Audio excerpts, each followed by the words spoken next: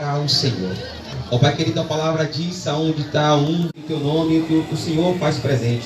E eu creio, Pai, que o Senhor está aqui neste lugar. Deus, nós colocamos diante do Senhor esta rua, Félix Araújo, nas tuas mãos. Cada morador, cada família, cada pessoa, Pai, que mora aqui neste lugar, nesta localidade, que o Senhor possa estar assim abençoando de uma maneira toda especial. E que a palavra do Senhor possa estar encontrando guarida desses amados corações, ó Pai, no nome de Jesus Cristo. Sabemos, ó Pai, que nós estamos aqui essa noite para fazer a sua vontade, o seu querer. E nós queremos aqui exaltar, glorificar, louvar o teu santo nome, porque sabemos, ó Pai, que o Senhor é um Deus que tudo pode por cada um de nós. Ó Pai querido, quando nós observamos a tua palavra, vemos o Senhor Jesus Cristo derramando o teu precioso sangue ali na cruz do Calvário por amor a cada um de nós. Ó Deus, em nome de Jesus Cristo, e que o Senhor possa estar assim, Deus, falando profundamente a corações aqui neste lugar. Deus, eu quero louvar ao Senhor por esta amada igreja batista Betânia, ó Pai, o qual senti o toque do Senhor para estar fazendo esse projeto de sopão. Quero que o Senhor continue a abençoar cada servo do Senhor, cada serva do Senhor, ó Deus, que saíram das suas casas para vir aqui esta noite, para anunciar o teu grande e imenso amor. Ó Pai querido, abençoa de uma maneira toda especial essas vidas. Ó Pai, que dá crescimento espiritual ao teu povo cada dia mais. Nós estamos aqui, Senhor, não pela nossa própria vontade, mas estamos aqui porque fazemos a vontade e o querer do Senhor. Muito obrigado, Pai, pelo teu amor. Muito obrigado pela tua paz. Muito obrigado, Deus, pela tua salvação concedida a cada um dos teus filhos. Nós te louvamos. E sei com a sua palavra que vai ser anunciada aqui esta noite. Abençoa teu servo pastor Domingos no nome de Jesus. Amém. Vamos louvar a Deus, irmãos, em nome de Jesus. Nosso Deus, ele merece toda a honra, toda a glória e todo o louvor. Amém? Grande é o Senhor e muito digno de louvor. Na cidade do nosso Deus, teu santo monte, a alegria de toda a terra,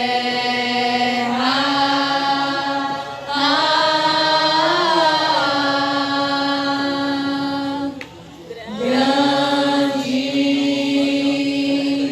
é o Senhor em quem nós temos a vitória,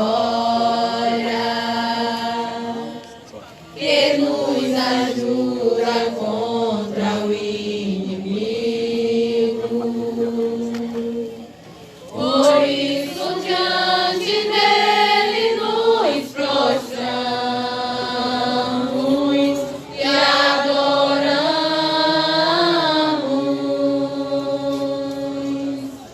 Queremos o teu nome engrandecer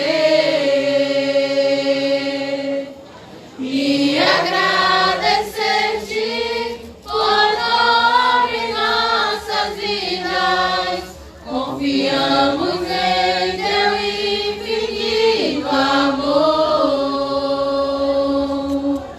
pois só tu és o Deus eterno sobre toda a terra e céu. Grande é o Senhor, grande é o Senhor e muito digno de louvor. Na cidade do nosso Deus, teu santo monte, a alegria de toda a terra,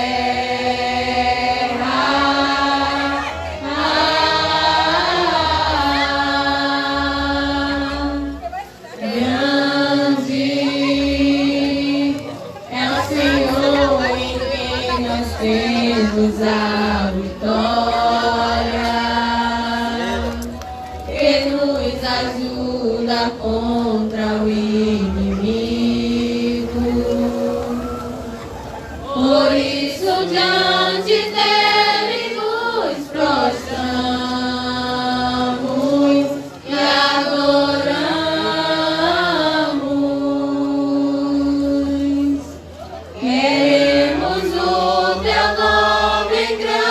engrandecer e agradecer-te por tudo em nossas vidas. Confiamos em teu infinito amor, pois só tu és o Deus eterno sobre toda a terra e céu. Queremos o teu nome engrandecer e agradecer-te por tudo em nossas vidas. Confiamos em teu infinito amor, pois só tu és o Deus eterno sobre toda a terra e céu. Pois só tu és o Deus eterno sobre toda a terra e céu. Aí, Deus.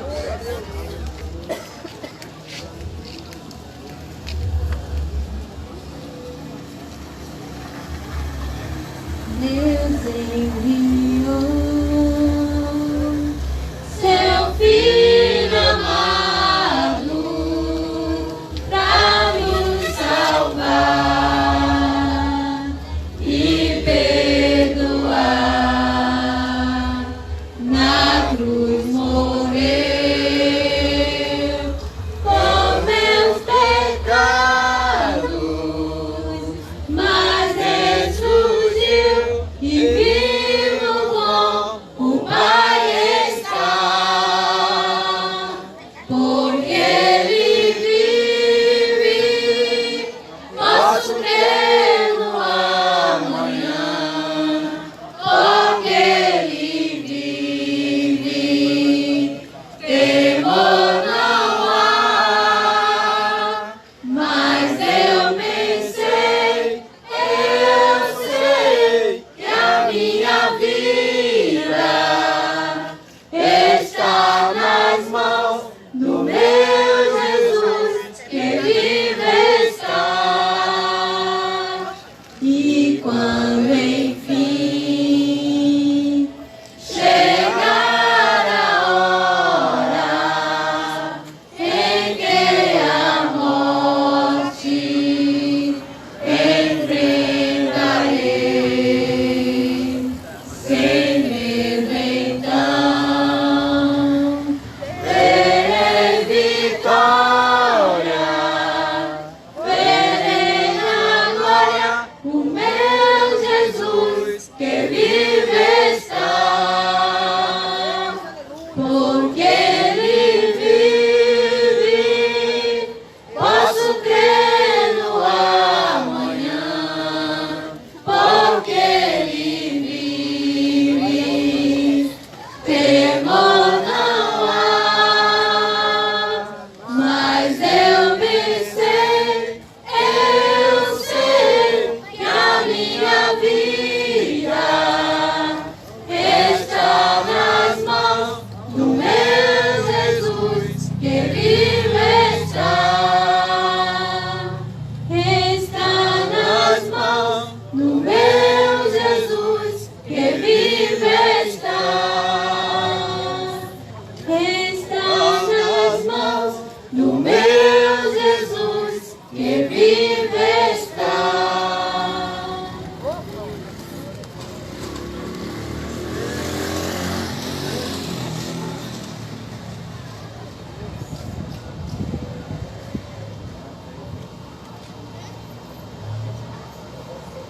Vamos estar agora cantando o hino do cantor cristão, número 217.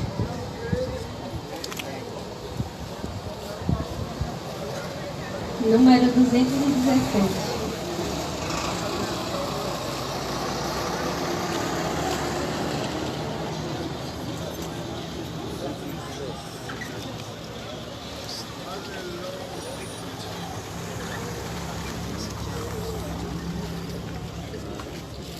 Escuta a voz do bom Jesus, segue-me, vem, segue-me, já-te-ei a eterna luz, segue-me, vem, segue-me, pode eu toda lei cumprir, por ti a morte eu bebi, por ti a morte já sofri.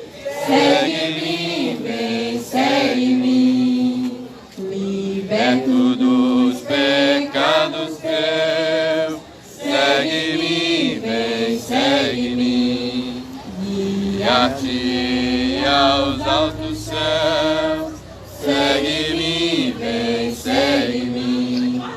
Oh, quantas vezes te chamei e tu quebraste a minha lei, mas fiador teu eu fiquei. Segue-me, vem, segue-me, e tu pode descansar. Segue-me, vem, segue-me, teus cuidados me entregar. Segue-me, vem, segue-me, eu sou teu Deus, teu Salvador. eu te amo muito, ó pecador. Oh, deixa Todo teu temor, segue-me, vem, segue-me. sim, meu Jesus, te seguirei. Seguirei, sim, seguirei. Por ti eu tudo deixarei. Deixarei, sim, deixarei. Muito débil sou e sem valor, sem ti não posso andar, Senhor. Mas enche-me do teu vigor, seguirei, sim, seguirei. Amém. Louvado seja Deus. E neste momento vamos ouvir a palavra de Deus agora com o pastor Domício. E depois a gente vai continuar louvando ao Senhor, em nome de Jesus. A Bíblia diz que a fé vem pelo ouvir a pregação da palavra de Deus. Então é o momento de nós ouvirmos a palavra do Senhor. Amém?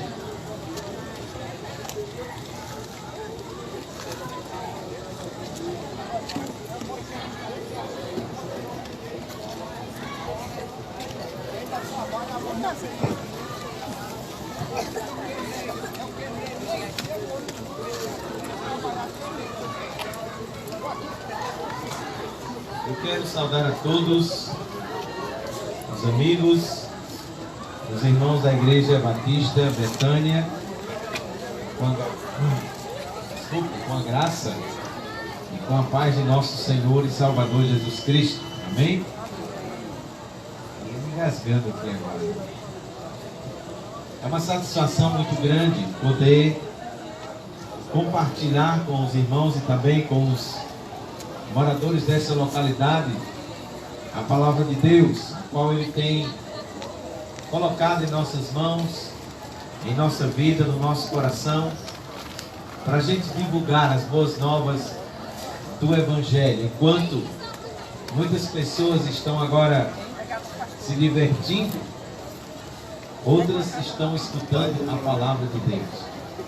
E eu gostaria de chamar a sua atenção para um versículo bem conhecido nosso, que está na Escritura Sagrada, do livro de Atos, Atos dos Apóstolos, capítulo 4, versículo 12.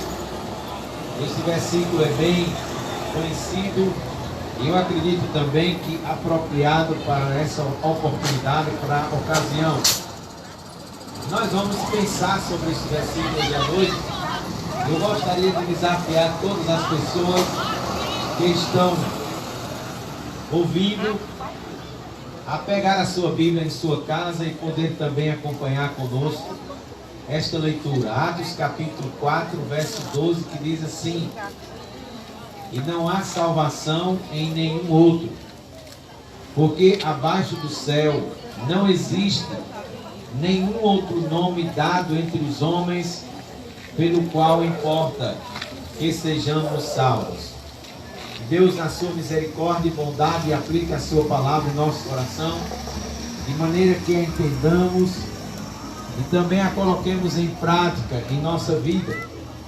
E eu espero que através desses momentos, desses cultos, a igreja venha perseverar, continuar na pregação do Evangelho, porque ele é o único meio de salvação para o pecador, porque ele apresenta Jesus Cristo, o Filho de Deus, aquele que veio e deu a sua vida por nós. Nesse texto que nós lemos, se você já leu todo este livro de Atos dos Apóstolos, você vai entender que logo no início a Bíblia vai mostrar naquele capítulo 1 que Jesus havia ressuscitado dentre os mortos e ele apareceu e ele se reuniu com eles, mais ou menos no período de 40 dias que ele ainda ficou na terra após a sua ressurreição.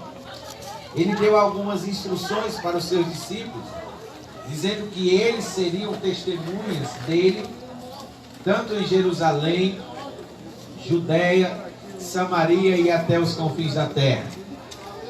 Essas testemunhas seriam revestidas do poder do Evangelho. O Espírito Santo desceria sobre eles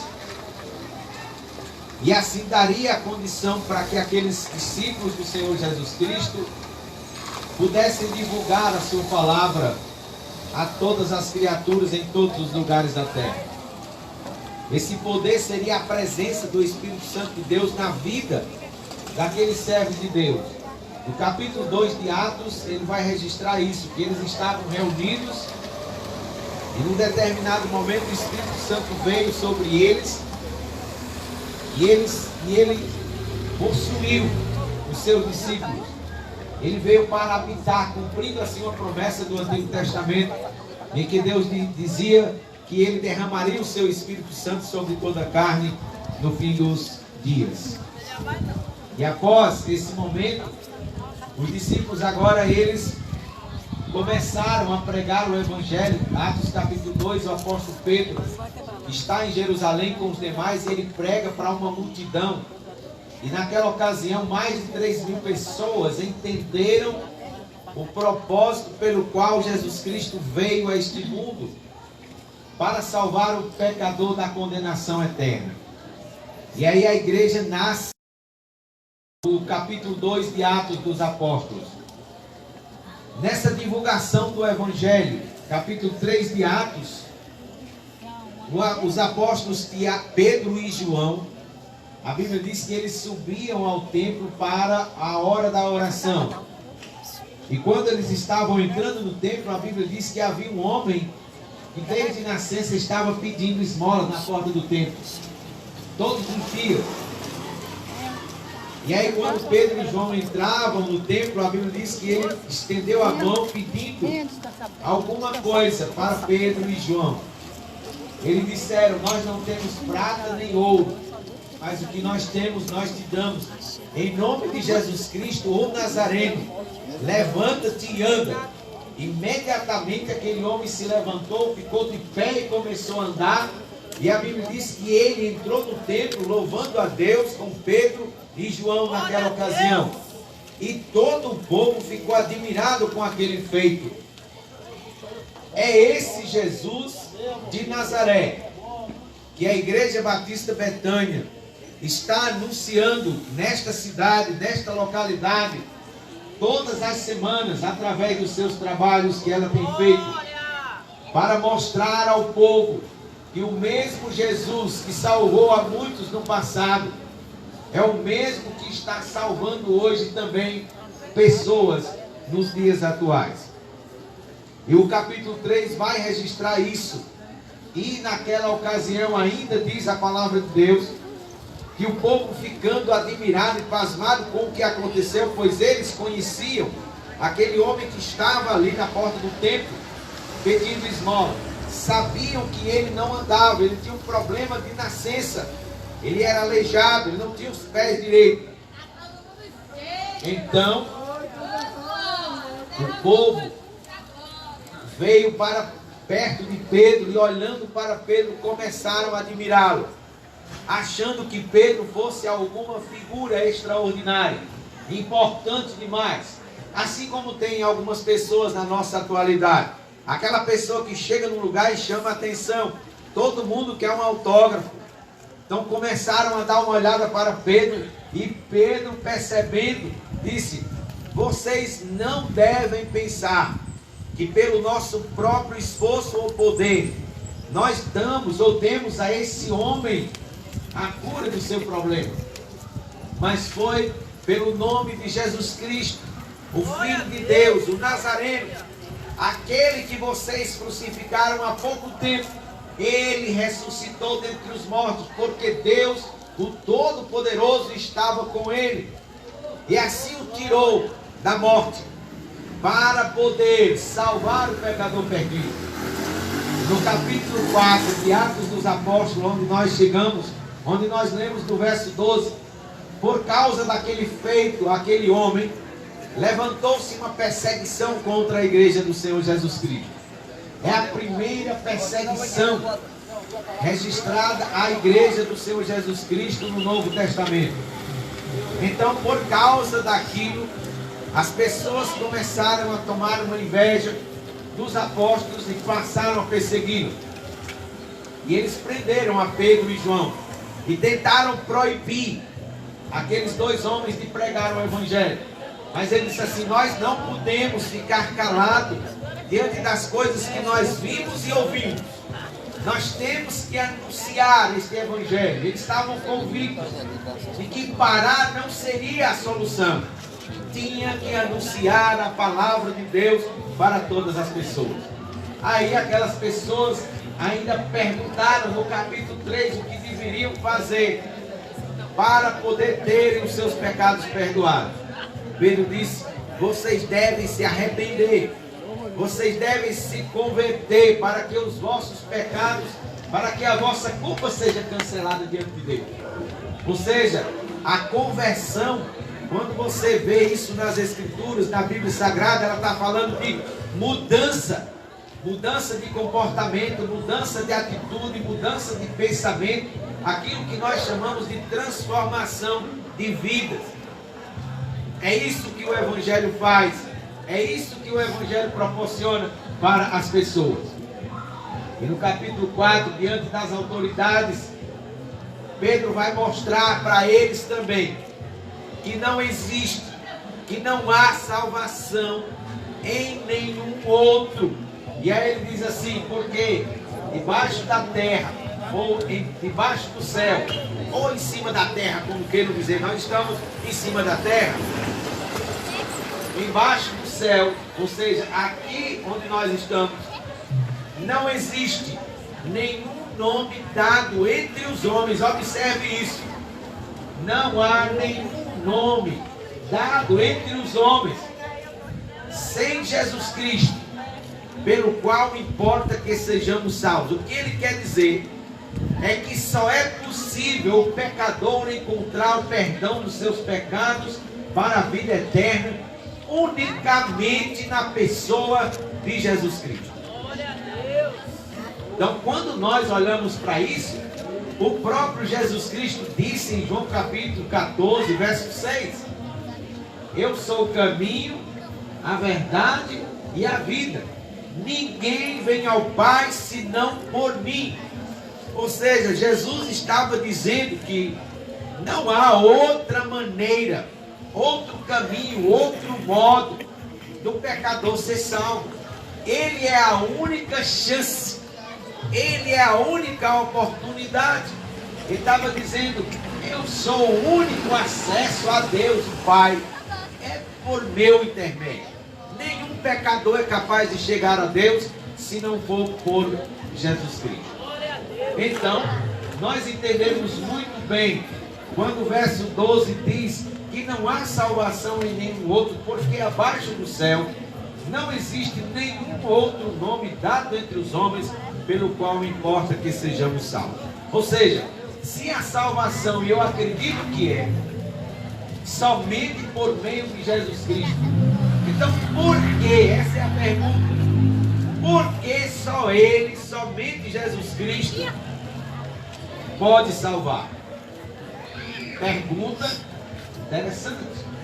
Se a gente tentar responder a pergunta à luz das Escrituras Sagradas, à luz da Palavra de Deus, ela vai nos apresentar algumas razões pelas quais somente Jesus Cristo é quem pode salvar o pecador perdido. E a primeira razão, sabe qual é? É que a Bíblia diz assim: pois todos pecaram e destituídos estão da glória de Deus. Isso fica no livro de Romanos, na carta de Paulo aos Romanos, no capítulo 3 e versículo 23. Se você conferir lá na sua Bíblia, está lá dizendo assim: pois todos pecaram e destituídos estão da glória de Deus. O que é que a palavra de Deus quer nos dizer com isso? Que verdade ela quer nos ensinar a respeito?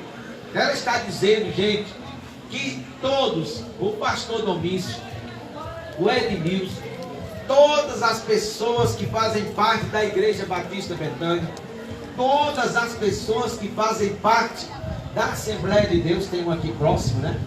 Todas as pessoas que fazem parte da Igreja Católica, todas as pessoas que não são nada, que nem são crentes, que nem são católicos, que nem são batistas, que não são nada, que são ateus. A palavra de Deus está dizendo que eu e você e os demais que já existiram, que já existem, que ainda vão existir, são pecadores por natureza. Ou seja, quando você nasceu, você já era um pecador. Mas a Bíblia vai mais a fundo dizendo assim: estando no ventre materno, já era pecador. O salmista Davi disse isso no Salmo 51, quando ele diz assim: em pecado me concebeu minha mãe. Ele estava dizendo que mesmo no ventre, antes de conhecer todas as coisas, antes de chegar a esse mundo, ele já era um pecador separado de Deus. E quando a Bíblia fala de separação eterna de Deus, ela está dizendo que nós estamos desligados dele quando chegamos a esse mundo. É isso que ela quer dizer. É mais ou menos assim: você está aí na sua casa e você tem energia nela. Todas as luzes que estão dentro da sua casa, e essa que nós estamos aqui sendo iluminados, ela está conectada com uma central de energia, onde gera energia. A energia vem por esses cabos, por esses fios, e ela alimenta, e ali ela está acesa por causa dessa energia que vem lá de uma central de produção. Quando você tira o cabo da tomada, o que acontece? A luz se apaga. Quando você pega o interruptor que tem na sua casa e você aperta ele, se a luz estiver acesa, ela se apaga. Não é assim? O que acontece? Quando você aperta naquele botão, quando você tira o cabo da tomada, simplesmente houve um desligamento. A luz deixou de ser luz. Então, quando a Bíblia diz que todos pecaram e destituídos estão da glória de Deus, é que os pecadores estão perdidos eternamente sem Deus, estão sem a luz da vida, estão sem Cristo, não entendem o propósito de Deus em Ele ter vindo a este mundo. Você tem certeza que você é um pecador? Ou é preciso que eu vá na sua casa, converse com você, ou talvez o irmão Edmilson, alguém da nossa igreja aqui, para lhe convencer que você é pecador? Ou você mesmo não sabe que é um pecador?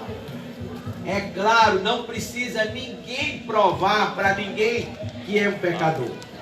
Você e eu mesmo provamos que somos pecadores. Como? Quando nós cometemos erros.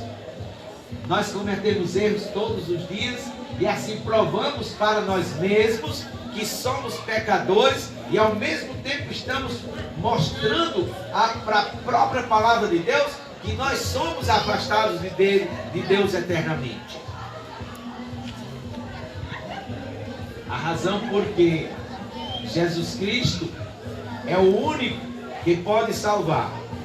Não há salvação em nenhum outro.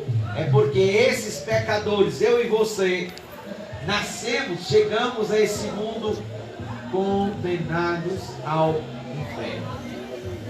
Segunda razão, porque só há salvação em Jesus Cristo. É porque as nossas obras não têm condições de nos levar a Deus para alcançar o perdão e a vida eterna. Efésios capítulo 2, versículos 8 e 9. Eu acho que nós sabemos isso, não é? Diz assim, ó: porque pela graça sois salvos por meio da fé. Isto não vem de vós, é dom de Deus, não de obras, para que ninguém se glorie diante de Deus. Olha só o que a Bíblia está dizendo. Ela está dizendo que a salvação que Deus dá é o perdão gratuito, oferecido graciosamente, é um favor de Deus para os pecadores, onde nenhum deles é capaz ou será capaz de alcançar esse perdão mediante as suas obras. Por que eu estou dizendo isso? Por que eu estou dizendo isso? É porque nós sempre tentamos, todos os dias, dar um jeito na nossa dívida para com Deus. Não é verdade? A gente fazia isso, eu lembro disso quando eu não entendia a palavra de Deus. As pessoas estão fazendo o bem. Tem muita gente dando esmolas, assim como aquele homem que estava pedindo na porta do templo em Atos capítulo 3. Tem gente fazendo boas obras, fazendo bem às pessoas na rua, indo para os centros de reabilitação, para os centros de ajuda humanitária, fazendo alguma coisa boa para as pessoas, porque elas pensam assim: se a gente não fizer isso, a gente não consegue o perdão de Deus. Certa vez, lá no estado do Ceará, onde eu já fui pastor, na cidade de Juazeiro do Norte, uma região muito próspera, muito grande, onde tem muitas igrejas, inclusive igrejas batistas regulares das nossas. Lá tem mais de 20 igrejas só na cidade de Juazeiro do Norte. Juazeiro do Norte hoje passa de 300 mil habitantes. E aí, certa vez, eu estava ouvindo uma reportagem na televisão, e lá tem uns grupos bem radicais e conservadores, de pessoas religiosas naquela região. E tem um grupo lá na cidade de Barbalha, no estado do Ceará, pertinho de Juazeiro do Norte, chamado de Borboletas Azuis. Eles andam vestidos de parte das roupas brancas,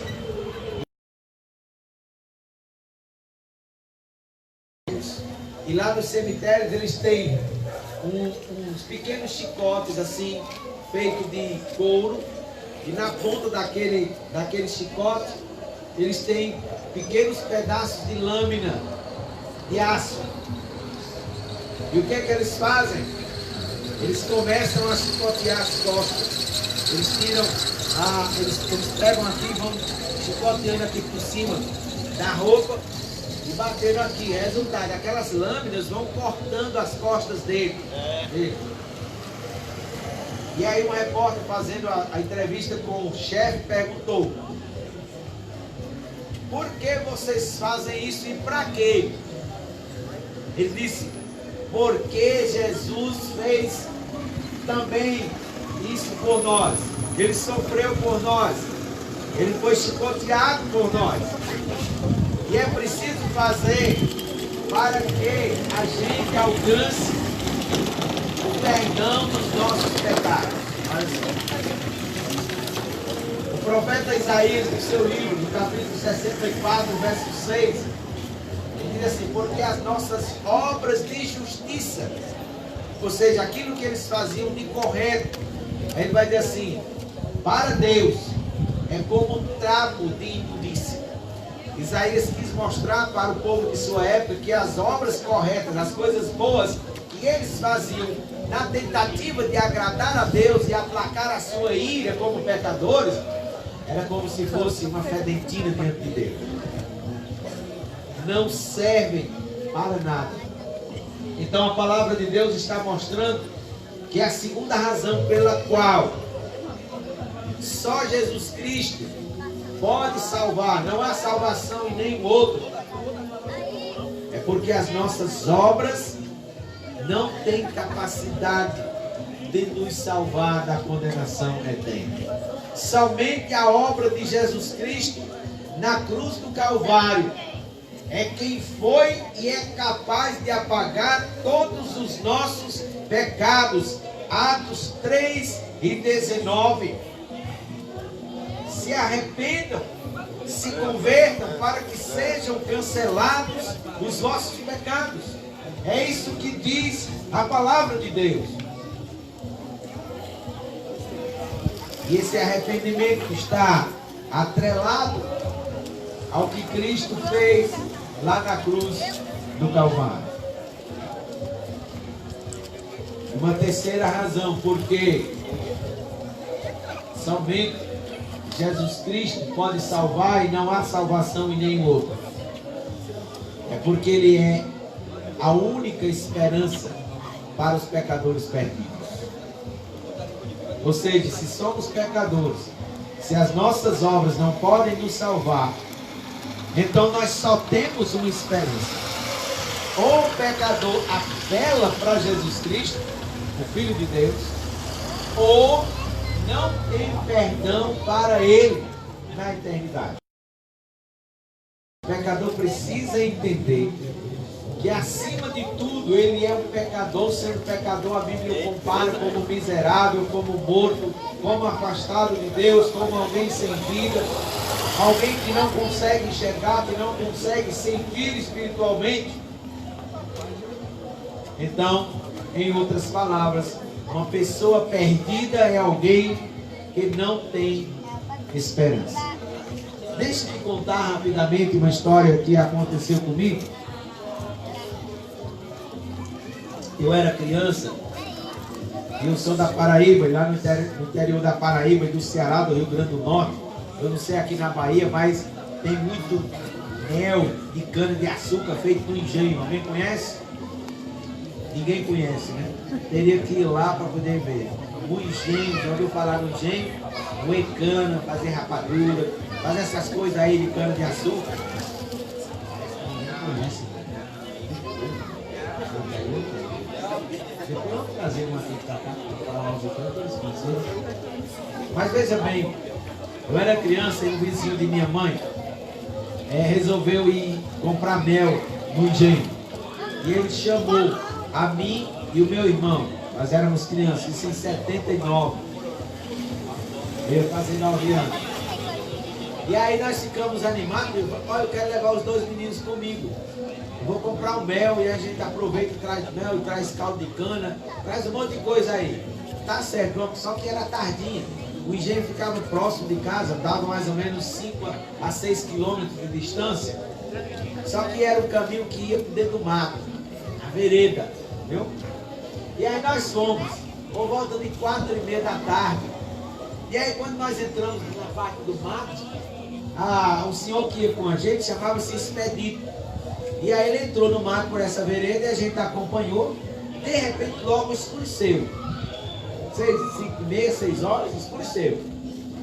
E aí o Expedito não tinha levado uma lanterna, nada. O propósito dele era ir e retornar ainda claro. Foi o que não aconteceu. E aí nós andando atrás dele, de repente a gente percebeu que ele estava passando pelo mesmo lugar onde ele havia passado. Lá na Paraíba, não sei se aqui existe também esse ditado, mas a gente chama de areado. Fulano de tal está areado. Você já ouviu essa expressão? Não, né? Também não. É novidade. É alguém que está perdido. Viu? Fulano de tal está areado, ele está perdido. É isso que eles querem dizer. Então, quando nós olhamos, tu passou pelo mesmo lugar onde tu passaste agora. Ele falou: meninos, eu estou, ou melhor, nós estamos perdidos. Quando ele disse essa palavra, nós estamos perdidos, eu e meu irmão caímos no choro, abraçamos com ele e ficamos chorando. Duas crianças desesperadas. Eles disse: não, nós vamos achar o caminho. E aí ele tentando achar, aí de repente ele cai no buraco. A gente caiu em cima dele. Aí foi que o choro foi maior.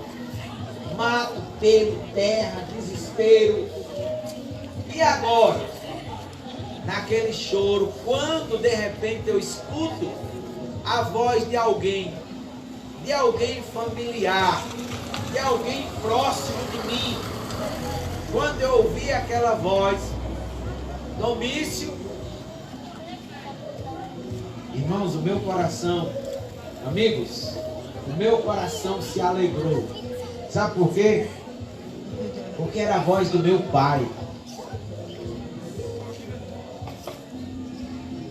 A esperança, eu disse: agora eu estou em casa. Eu fui achado. Quando a gente entende, quando a gente escuta, quando a gente compreende, quando a gente aceita, a gente passa a entender o significado daquilo que a palavra de Deus quer nos dizer. Meu pai chamou e nós recobramos a lente. A alegria agora tomou conta do nosso coração e dissemos: agora nós vamos para casa. A esperança chegou numa necessidade extrema. Olha, irmãos desta igreja, há tantas pessoas em Lauro de Freitas que ainda não ouviram a voz do Pai. Ainda se encontram perdidas nas trevas, na escuridão eterna. Não perceberam que bem perto deles tem uma voz chamada da palavra de Deus dizendo: eu estou aqui. A minha mão não está encolhida para que não possa salvar. Os meus ouvidos não estão fechados para não poder ouvir. E muito menos os meus olhos para poder enxergar. Deus está de braços estendidos para esta cidade, para a sua vida. E dizendo: eu sou o Pai, eu tenho a esperança que você precisa.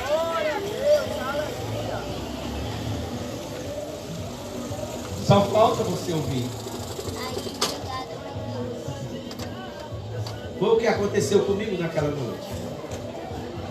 Eu ouvi a voz do meu pai. E a voz do meu pai me trouxe a esperança que eu precisava. Talvez você esteja escutando esta mensagem hoje à noite. O trabalho desta igreja, que tem sido um trabalho de coragem, de fé, e levar as pessoas dessa cidade a única esperança. E talvez hoje à noite seja o momento de você refletir sobre isso. Se esse Jesus de Nazaré é a única esperança para mim, o que eu devo fazer? O próprio Jesus disse assim: quem ouve a minha palavra e crê naquele que me enviou tem a vida eterna. Não entra em juízo ou em condenação, mas passou da morte para a vida. É esse Jesus de Nazaré que ressuscitou e que somente Ele pode salvar. Nós estamos apresentando para esta comunidade hoje à noite. Amém? Amém? Ele está chamando por você. Agora, se você não está escutando a voz dele, mas Deus está usando esta igreja para te alertar, para dizer que ainda há tempo de você refletir sobre a decisão mais importante de sua vida, que você precisa e tem que fazer antes de você partir para a eternidade. Aceitar Jesus Cristo, crendo nele como teu único e suficiente Salvador.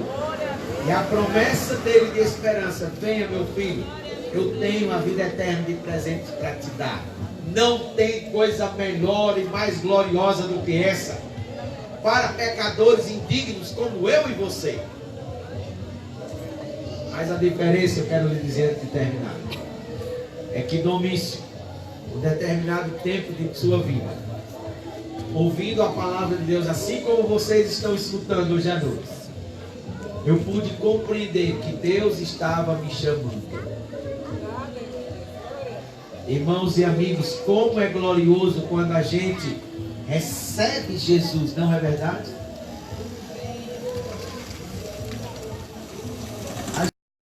Por ele. Aí tem esperança, aí tem certeza, tem alegria, tem determinação, tem serviço, tem prazer, tem amor, porque é Deus quem faz isso em nossa vida, no nosso coração. Você não gostaria de ser participante dessa obra gloriosa aqui na terra? O que nós estamos fazendo hoje aqui, observe, daqui a pouco todos vão para suas casas. Ninguém precisará ser levado porque está bêbado. Pode? Não. Porque o crente em Jesus Cristo, ele serve a Deus e ele ensina as pessoas também a serem iguais na sua vida. E essas pessoas contribuem para o bem da sociedade. Você quer ser um desses? Reconheça que és pecador perdido. Reconheça que tuas obras não podem te salvar. E reconheça que só Cristo é a tua esperança para a vida eterna. E se tu receberes agora como teu Senhor e Salvador, a palavra de Deus promete que você tem a vida eterna. Ou seja, os seus pecados são perdoados, a sua culpa é cancelada diante de Deus. E quando você partir daqui para lá, aí o passaporte está garantido, a passagem está comprada porque foi Jesus quem pagou. E nós temos a vida eterna. Quando isso acabar, vamos descansar com o Senhor. E não tem coisa melhor. Que Deus nos abençoe. Porque não há salvação em nenhum outro. Porque debaixo do céu não existe nenhum nome dado entre os homens, pelo qual importa que sejamos salvos. Esperamos que você vá por Jesus. E assim você tem a vida eterna. Que Deus nos abençoe e que na sua misericórdia e graça Ele venha tocar os corações que ouviram a sua palavra nesta noite. Venham refletir e pensar e decidir sobre esta parte mais importante de sua vida. Muito obrigado pela atenção. Agradeço a todos no nome santo de Jesus. Amém. Volta a palavra aos irmãos e vão dar continuidade, né? Já falei, acredito que é o suficiente. Agora os irmãos estão com a parte para continuar e depois encerrar. Vamos louvar ao Senhor, em nome de Jesus. E os irmãos que vai estar distribuindo a sopa, por favor.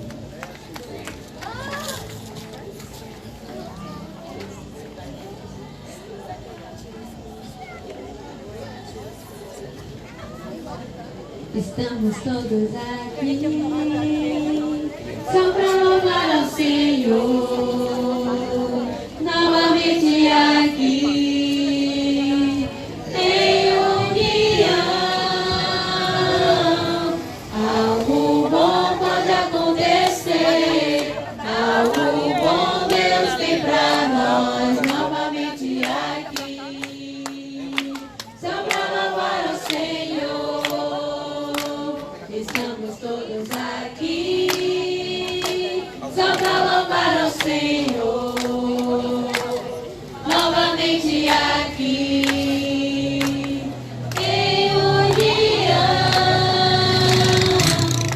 Algo bom pode acontecer, algo bom Deus tem para nós, novamente aqui só para louvar ao Senhor.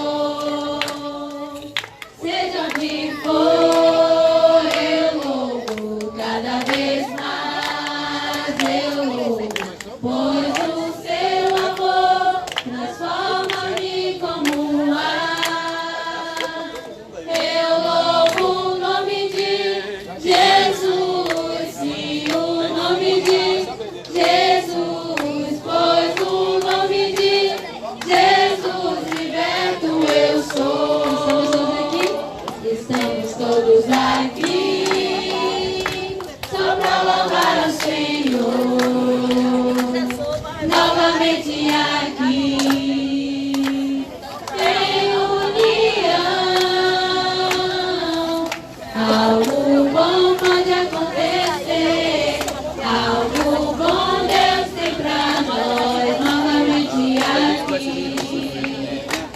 sou pra louvar o Senhor.